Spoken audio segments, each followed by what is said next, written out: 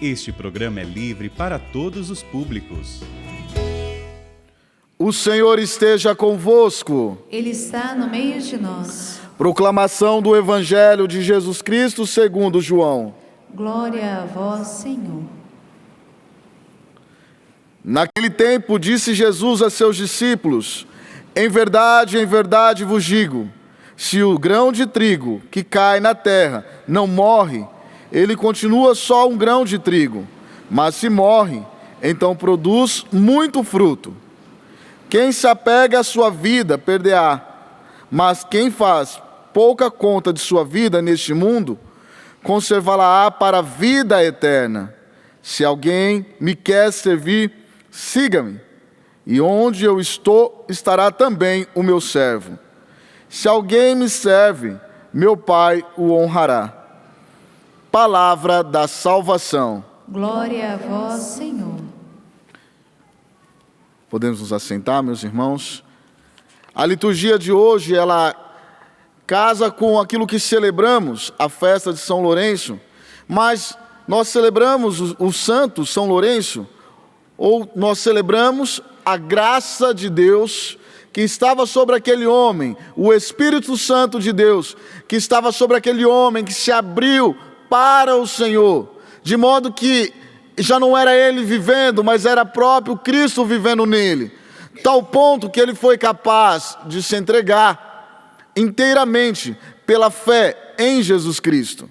Todo homem que é tomado pela graça do Espírito Santo, na hora da tribulação, na hora da tentação, consegue responder como um homem do Espírito, assim como São Lourenço, nas pequenas coisas, até chegar ao martírio da vida. Se nós não conseguimos responder com o Espírito Santo nas pequenas coisas, quem dera nas grandes quando elas chegar, como foi no caso de São Lourenço. E o Evangelho vai falar hoje para nós da experiência de um discipulado. Jesus que inicia seu discipulado com os seus apóstolos e não engana ninguém diante das aflições e das tentações e das situações que possam vir sobre eles. Jesus é sincero e honesto, não oculta a verdade no caminho. Jesus, ele é totalmente transparente em dizer como é o segmento no discipulado dele. Talvez muitos desistiriam quando soubesse claramente de que não teriam lugar para reclinar a sua cabeça, que não fez um acordo com Deus deitado numa rede, mas pregado numa cruz, e de que também viveríamos o martírio aqui neste mundo, e que as aflições também viriam sobre nós. Todo homem que assim vive, principalmente o batizado, Jesus não enganou, não nos enganou, e Ele não nos engana. Às vezes nós, nas nossas relações, tapeamos, nos ocultamos às vezes, até mesmo quando nós iniciamos um processo de namoro, eu lembro quando eu estava namorando, e eu tentava muitas vezes ocultar para minha namorada, pelo menos nos primeiros meses, as minhas fraquezas. E a gente vai ocultando aquilo que somos nós verdadeiramente, e isso vai oprimindo o nosso coração. E isso não é o que Jesus faz. Também quando nós vamos fazendo um discernimento vocacional, quando nós vamos ter uma conversa com um amigo, nós vamos ocultando muitas vezes a verdade. E também o contrário é verdadeiro, vão ocultando a verdade sobre nós, vão dizendo meias palavras. Jesus não fala meia palavra. Jesus não usa de recursos linguísticos para nos induzir a algo, mas Ele diz claramente a nós: se o grão de trigo que cai na terra não morrer, ele não vai viver, não vai dar seu fruto. Todo aquele que se apega à sua vida a este mundo, meu irmão, não tem outro meio. Todo aquele que se apega à sua vida neste mundo não viverá eternamente, mas aquele que se apegar às coisas do alto, às coisas de Deus, Deus o honrará. Se nós começarmos nas nossas experiências do dia a dia, nas pequenas coisas, desde o acordar até o entardecer do dia e da noite, nós agirmos como Jesus e sermos transparentes em nossas ações, em nosso agir, toda certeza, o nosso caminhar dará fruto. Porque existem dois tipos de sofrimento. Aquele que dá fruto, e esse é vivido pelo reino dos céus, assim como São Lourenço. Este é vivido pela causa do reino. Muitas vezes somos tentados, somos perseguidos, e às vezes até por pessoas muito próximas a nós, por causa da causa do reino. Às vezes por causa da nossa bondade, às vezes por causa do seu talento, por causa do seu dom. O outro não gosta de você e por só simplesmente não gostar e te colocar dentro da visão dele, dentro da caixa dele, dentro da mentalidade dele, começa a te perseguir ou começa a te excluir. Mas para nós tem que ser motivos de glória, porque senão nós nos colocamos na mão do outro e não seremos livres. Se nós deixamos que o outro nos pertença nas decisões, meus irmãos, isso é um grande perigo, porque nós podemos fazer como Jesus fez, quando Pilatos disse para ele: ninguém tem poder sobre mim. Pilatos disse para ele: eu tenho o poder de te condenar. Não, ninguém tem poder sobre mim se eu não tivesse entregue. Se nós estamos centrados às coisas do alto e vivemos o nosso chamado, e aqui olha, o chamado de Deus para nós, existe um chamado de Deus para nós em cada fase da nossa vida. Não é porque eu já correspondi a Deus no sacerdócio, já estou estagnado, ou não, ótimo, já respondi a Deus, está pronto. Não, você que está já casado, casada, já respondeu a Deus? Não, em cada fase da nossa vida há um chamado de Deus para nós. Sobretudo para apresentar ao mundo a santidade de Deus e apresentar ao mundo o anúncio do Evangelho.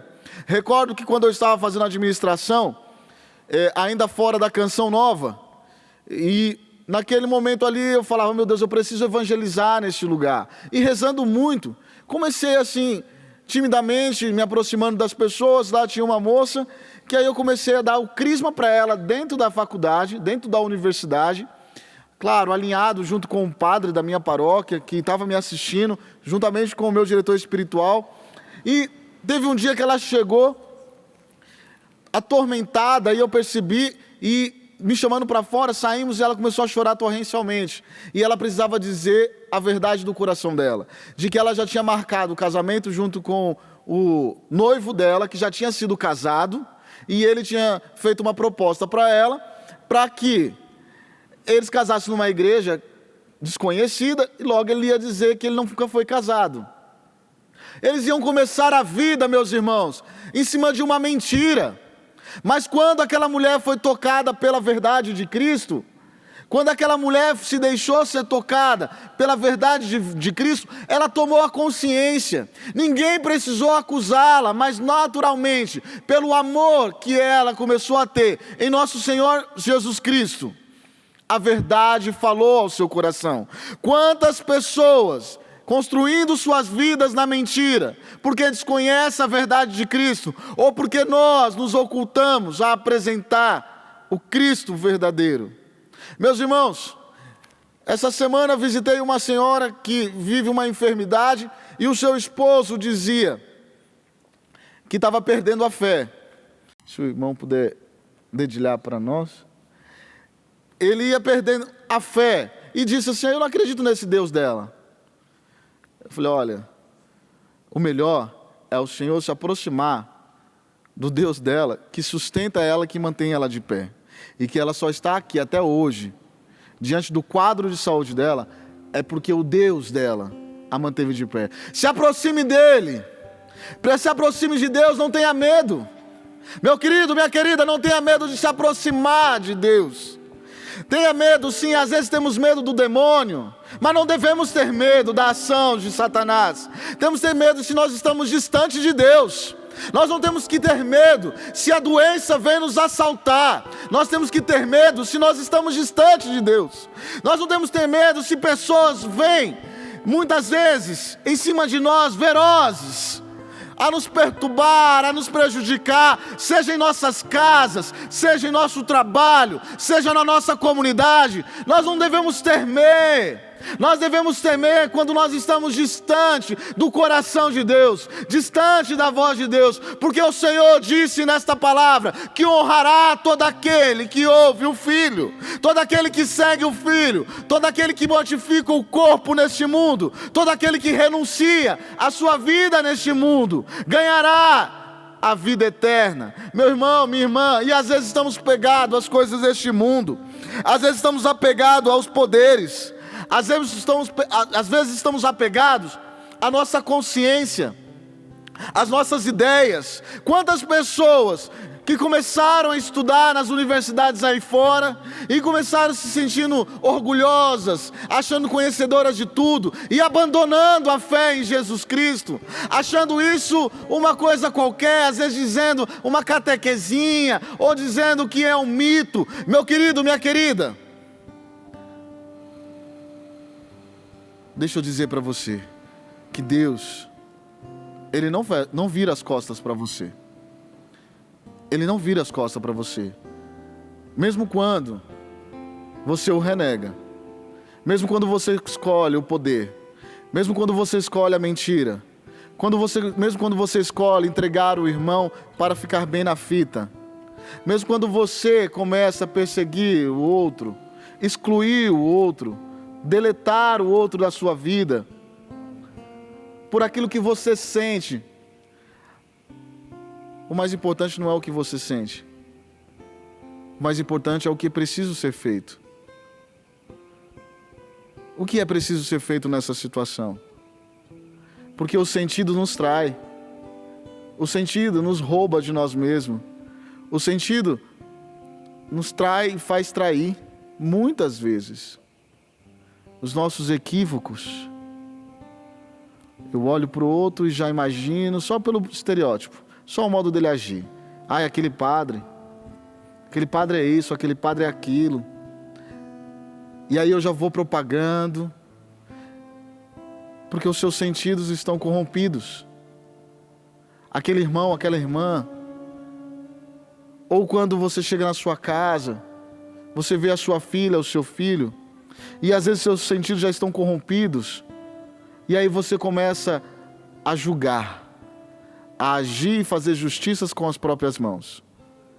Nós queremos ser aquele que foi São Lourenço, ou nós queremos ser aqueles que queimaram São Lourenço?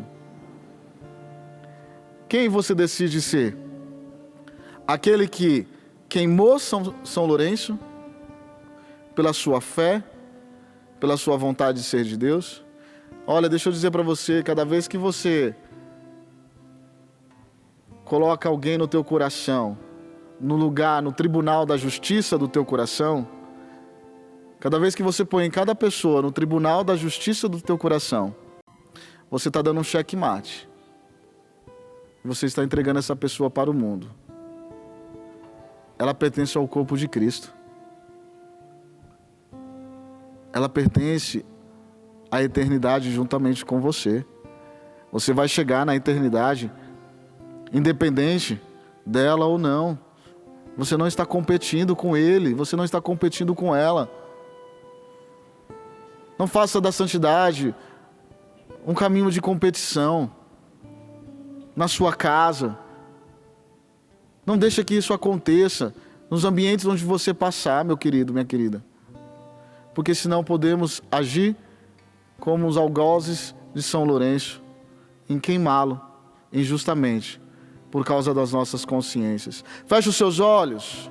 Talvez você viva um estado de agonia, a sua alma está atormentada. Talvez você veio para esse santuário porque você está se reconciliando com Deus, porque você está vivendo tempos de tormenta, você está voltando para Deus na dor. Talvez você esteja vivendo como aquele homem que, diante da dor da sua esposa, vendo o sofrimento, não conseguindo olhar para aquele sofrimento, sendo covarde muitas vezes e querendo encontrar justificativas, querendo encontrar culpados e às vezes culpando até mesmo Deus por causa das vezes das nossas más escolhas. Porque, meus irmãos, minhas minhas irmãs, existe também o sofrimento infértil, aquele sofrimento que nós causamos contra nós mesmos, aquele que não tem nada a ver com a eternidade, aquele que não tem nada a ver com as coisas do céu. Esse sofrimento, ele é infrutífero, mas abandonai, meu querido, minha querida, abandonai este caminho e volta para o Senhor, que não fecha as portas para você.